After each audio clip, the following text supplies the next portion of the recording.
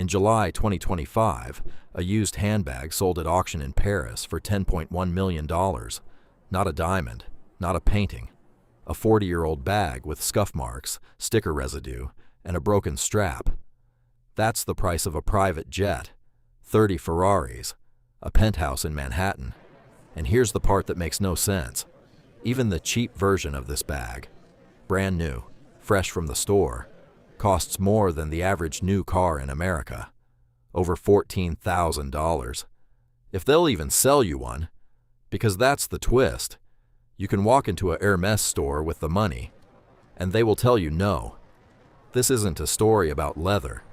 This is the story of how a 190-year-old French saddlemaker built the most brilliant scarcity machine in the history of business, one so powerful that customers beg, scheme, and spend hundreds of thousands of dollars for permission to spend more.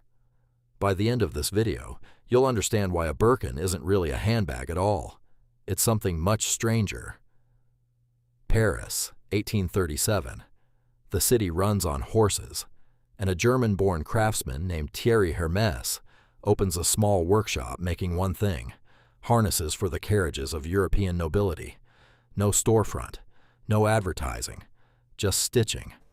A peculiar two-needle technique called the saddle stitch, done entirely by hand, so strong that if one thread breaks, the seam holds anyway. Machines would eventually do this faster. Hermès never switched. Remember that decision. It becomes a billion-dollar weapon later. His son moves the shop to 24 Rue de Faubourg Saint-Honoré, the address the company still occupies today. His grandsons see the automobile coming and make the pivot that saves the dynasty. If people no longer ride horses, the craftsmanship moves to what they carry: luggage, wallets, bags. For the next century, Hermès grows the same way it stitches: slowly, deliberately, family-owned, refusing shortcuts. While competitors chase factories and licensing deals, Hermès trains artisans like surgeons. Even today, a new Hermès leatherworker spends years in training before the company trusts them with its most important bag. And when they finally make one, they make it alone. One artisan, one bag, start to finish, 15 to 40 hours of handwork. Their personal mark goes inside. If that bag ever comes back for repair, decades later, it can return to the hands that made it. Visual: modern Hermès atelier footage, leather school in Paris, rows of artisans. That's the foundation. But craftsmanship explains why the bag costs a few $1,000s. It doesn't explain $14,000, and it definitely doesn't explain why you can't have one. For that, we need a plane ride, a flight from Paris to London. A British-French actress and singer named Jane Birkin is jamming her overstuffed straw bag into the overhead bin when everything spills out. The man next to her watches. Then he introduces himself. Jean-Louis Dumas, chief executive of Hermès.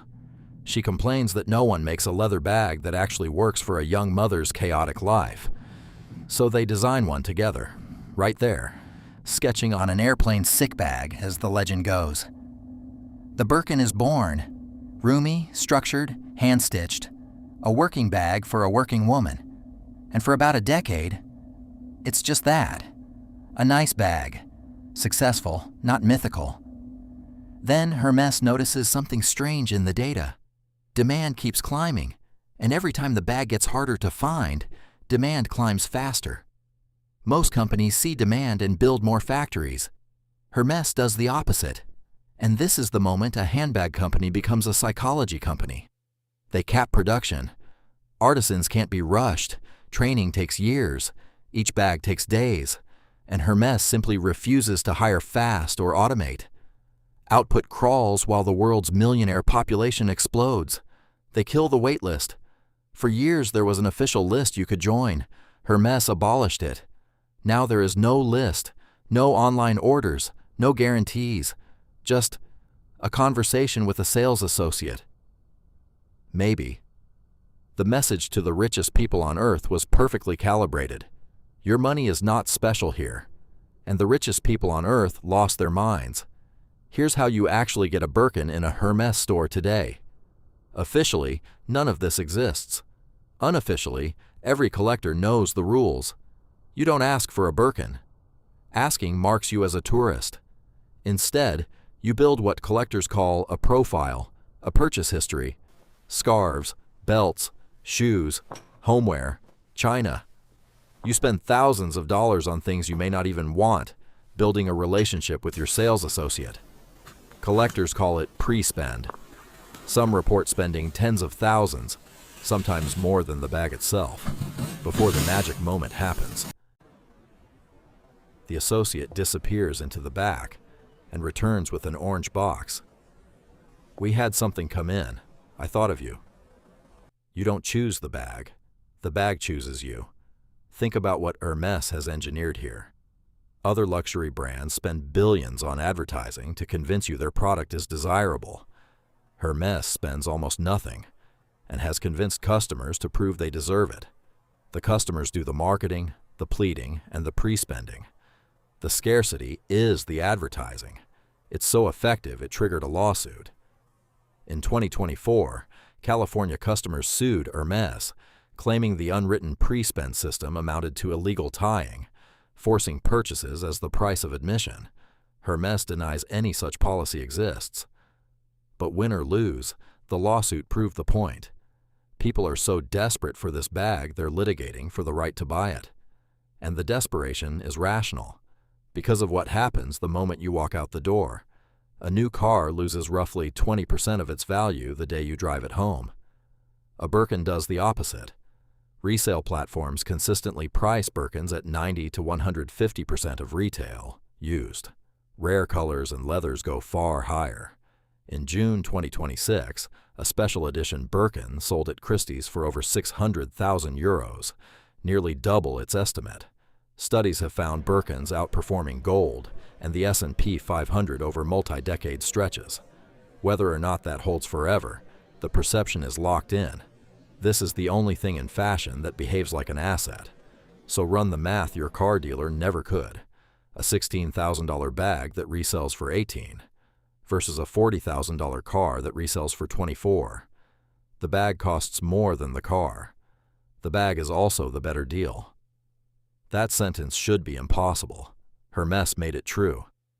But a machine this powerful creates monsters at the edges. There's the resale shadow economy. Buyers who win the store lottery and flip bags for instant five-figure profits, and boutiques fighting a quiet war against them. There's the counterfeit industrial complex. Superfakes so precise that even experts need microscopes, feeding a multi-billion-dollar black market. There's the ethical bill. Exotic Birkins, crocodile, alligator, lizard, have put Hermès in the crosshairs of animal rights groups for years. Jane Birkin herself once asked for her name to be removed from the crocodile version after a PETA expose. Hermès promised reforms. The controversy never fully died. And there's the question nobody inside the orange box wants to answer. How much of that price is craftsmanship? And how much is theater? Estimates put the material and labor cost of a standard Birkin at around $1,000. Retail is 14 times that. The margin isn't buying leather. It's buying the numerous, the locked door, the years of pre-spend, the feeling when the box finally lands in your hands that you didn't buy something, you were chosen. Luxury, it turns out, isn't a product. It's a permission structure. And in 2025, the market priced exactly what that permission is worth. When Jane Birkin's original prototype, the actual bag from the plane, complete with her stickers and nail clipper scratches, hit the auction block at Sotheby's, it sold for €8.6 million, $10 million, the most expensive handbag ever sold. The buyer didn't pay for leather. They paid for the story, which is the whole secret, hiding in plain sight. So, why does a Hermès bag cost more than your car? Strip it down and the answer has 3 layers. Layer 1. It's the most labor-intensive bag on earth. One artisan, years of training, days of handwork, repairable for life. That justifies a few $1,000s. Layer 2. Deliberate, surgical scarcity. Production capped by handcraft, no list, no ads, demand manufactured through refusal. That takes it to $14,000. Layer 3, the masterstroke, by making the bag nearly impossible to buy and impossible to depreciate. Hermès turned a fashion item into a financial asset with a dress code. People don't compare it to other bags anymore. They compare it to gold. That's what pushes a used bag past what a Ferrari costs. Your car loses value because everyone who wants one can have one. A Birkin gains value because almost no one who wants one can have one. Hermès didn't beat the laws of economics. It just picked the ones nobody else had the patience to use, and spent 190 years refusing to hurry. The company that started with horse harnesses figured out the last luxury left in the modern world isn't owning things. It's being told no, and coming back anyway. If this broke your brain, wait until you hear how Rolex makes over 1 million watches a year and still keeps its stores empty. That story's on screen now. Subscribe if you want the secret machinery behind every luxury brand, one empire at a time.